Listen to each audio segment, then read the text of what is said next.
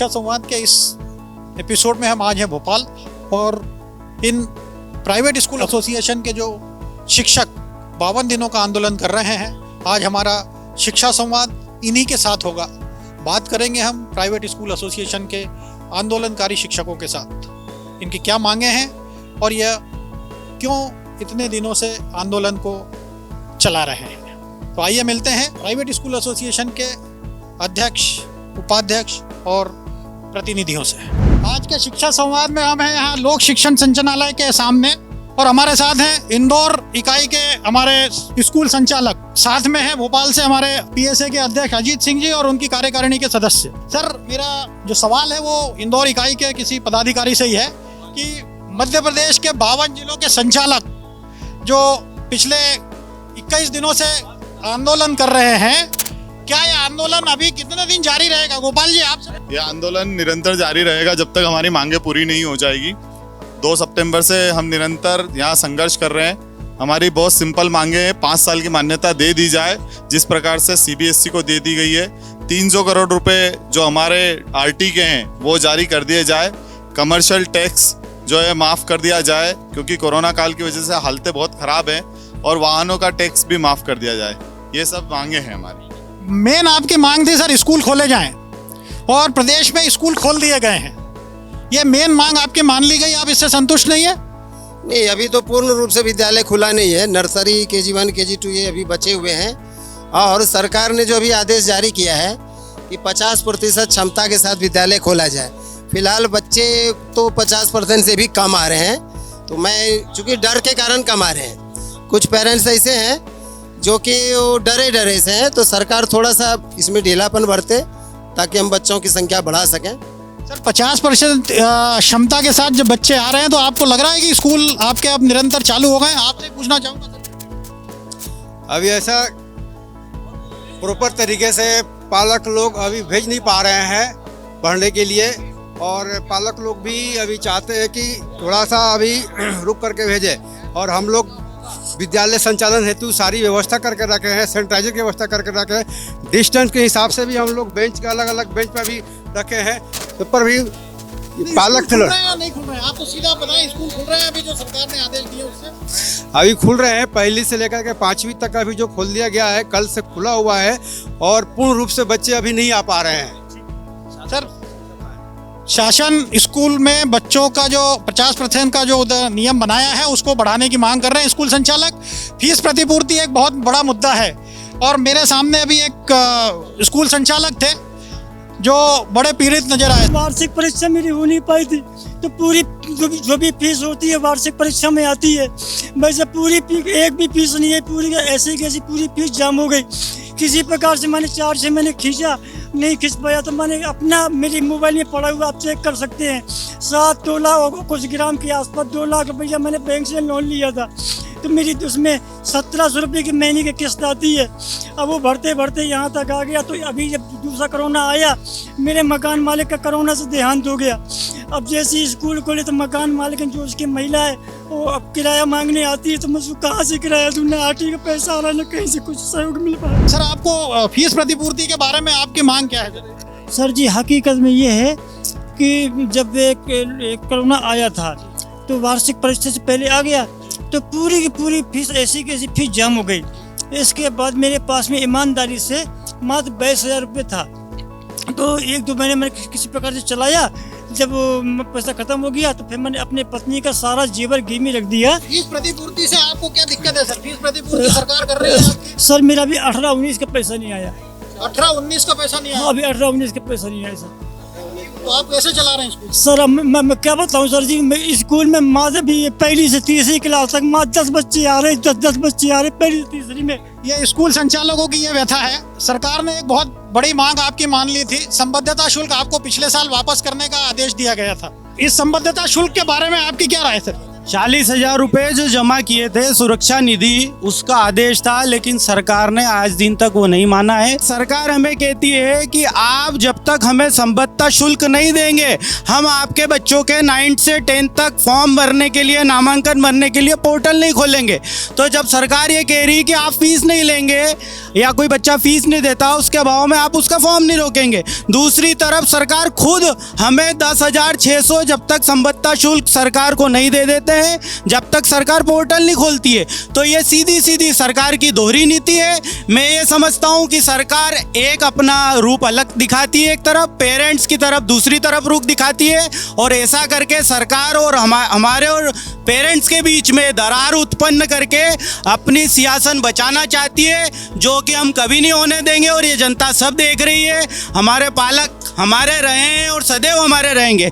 दूसरी तरफ इसके ठीक विपरीत लास्ट टाइम हमारा 9th का नामांकन शुल्क डबल चला गया था, पूरा साल भर होने आया है, रिक्वेस्ट लगा के जूते घिस गए हमारे।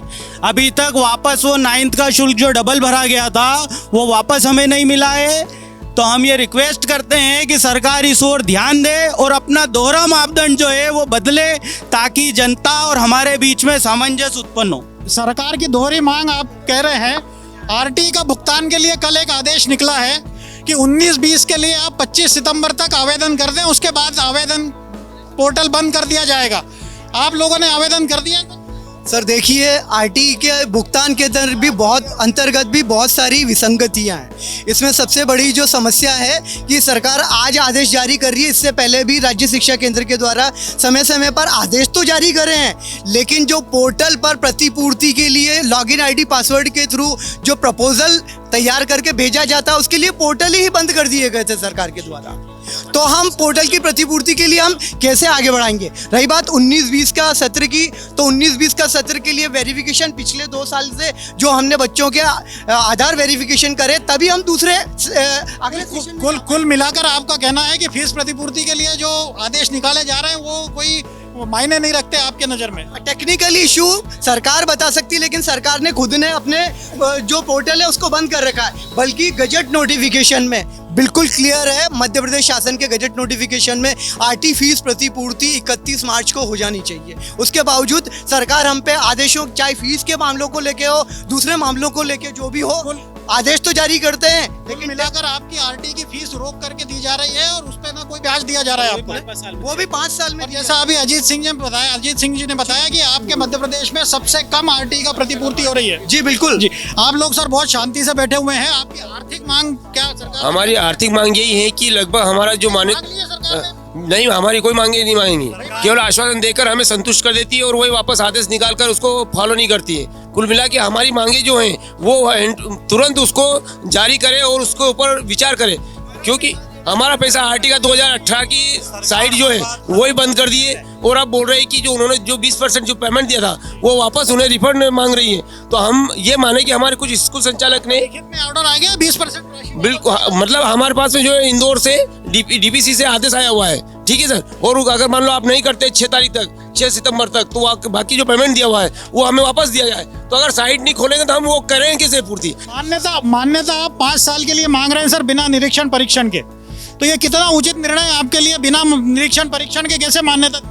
सर, जब जैसे अजय सिंह जी ने कहा है कि जब एक बार कोई मान्यता जो आपने निरीक्षण परीक्षण कर लिया, ठीक है, तो हम उसके आधार पर चाह रहे हैं कि जब पिछला निरीक्षण, तो बिल्डिंग तो चेंज होनी जाएगी, जगह चेंज होनी जाएगी, बाकी सारी चीज़ यथास्थिति है, उसके आधार पर हम कह रहे हैं कि अभी हम कोरोना काल से जूझ रहे हैं, पिछले 1.5-2 वर्षों से इतनी बहुत आर्थिक हमारी हालत गिर चुकी है, तो हमको जैसे सीबीएसई बोर्ड ने दी है, हमको 2025 तक की मान्यता दे दी जाए। दूसरी बात, जो सरकारी स्कूलों में हमारे प्राइवेट स्कूल के बच्चे बिना टीसी के ले लिए गए, हजारों बच्चे ले लिए गए, तो उसके आपके चैनल के माध्यम से मैं निवेदन करता हूं कि सरकार उसकी निष्पक्ष जांच कराए। और हमारे वैसे ही पैसे सारे डूब गए थे, उन बच्चों ने सरकारी स्कूल में जाने से वो डूब गए सर। और आज भी सरकारी स्कूलों में हमारे यहाँ के बच्चों का प्रवेश लिया जा रहा है। सर, मैं आपसे भोपाल के प्रतिनिधि हमारे साथ हैं, मैं एक सवाल आपसे पहले करना चाहूँगा सर।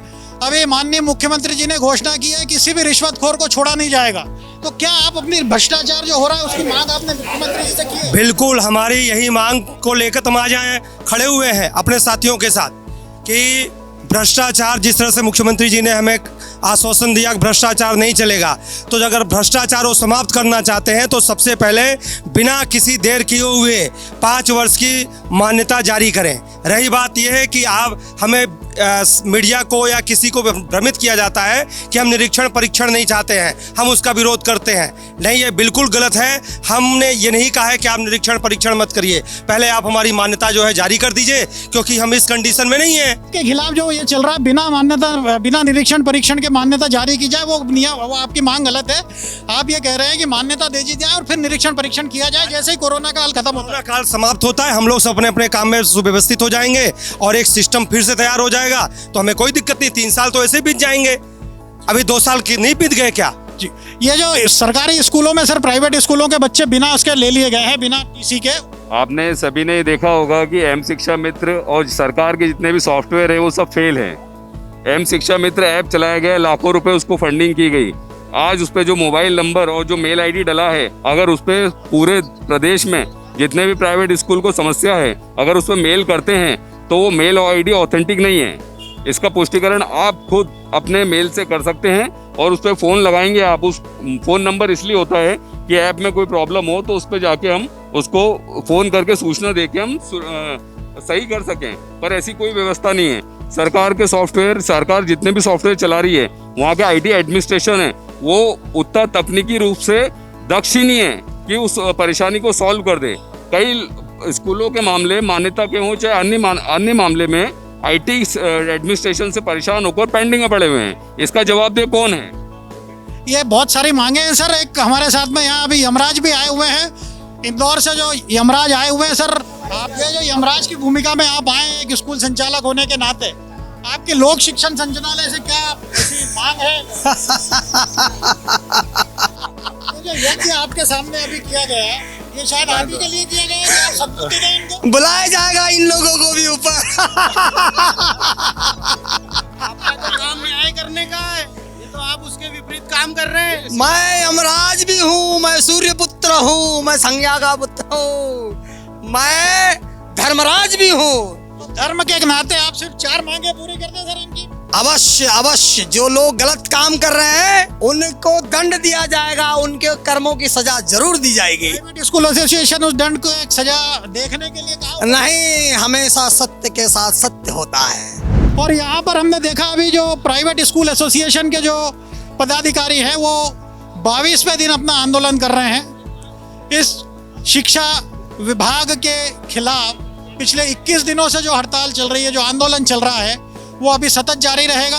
और स्कूल संचालकों ने जो अभी बातें की है उससे स्पष्ट है कि कुछ नीतियां जो हैं वो वाकई में स्कूलों के खिलाफ हैं और उन नीतियों पर यदि शासन द्वारा समय रहते विचार किया गया तो शायद ये स्कूलों के लिए और शिक्षा विभाग के लिए, शिक्षा के लिए एक बेहतर प्रयास होगा। चलिए, हम मिलते हैं फिर हमारे नए एपिसोड शिक्षा संवाद में अगली बार किसी ऐसे ही मुद्दे के साथ। धन्यवाद।